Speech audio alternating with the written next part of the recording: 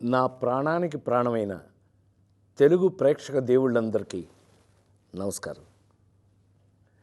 ఈరోజు నా జీవితంలో ఎంతో సంతోషకరమైన రోజు. భారత ప్రభుత్వం నాకు పద్మశ్రీ పురస్కారాన్ని ప్రకటించిందని తెలిసినప్పటి నుంచి నా కళ్ళు ఆనందంతో నిండిపోయాయి.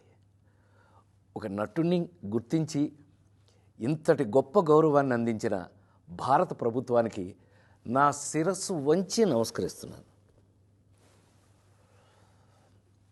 అలాగే నా పేరుని ఈ పురస్కారానికి సిఫార్సు చేసిన ఆంధ్రప్రదేశ్ ప్రభుత్వానికి, పెద్దలందరికీ నా ప్రత్యేక కృతజ్ఞతలు.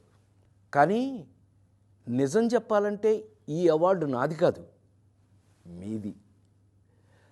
48 ఏళ్లుగా నన్ను ఒక నటుడిగా మాత్రమే కాకుండా మీ ఇంట్లో ఒక మనిషిగా, మీలో ఒకడిగా గుండెల్లో పెట్టుకుని చూసుకుంటున్నారు. నేను నవ్వించినా ఏడిపించినా మా రాజేంద్ర ప్రసాద్ అని మీరు చూపించిన ఆప్యాయత నాకు దక్కిన నిజమైన అదృష్టం. ఆ ప్రేమే ఈరోజు నన్ను ఇక్కడ దాకా నడిపించింది. 2 తెలుగు రాష్ట్రాల ప్రజలు నన్ను సొంత బిడ్డలాగా ఆదరించారు. మీ రుణం ఈ జన్మలో తీర్చుకోలేను.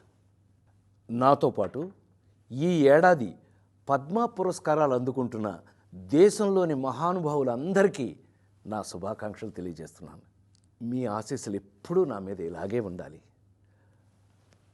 బ్రతికున్నంత వరకు సర్వదా మీ రాజేంద్ర ప్రసాద్.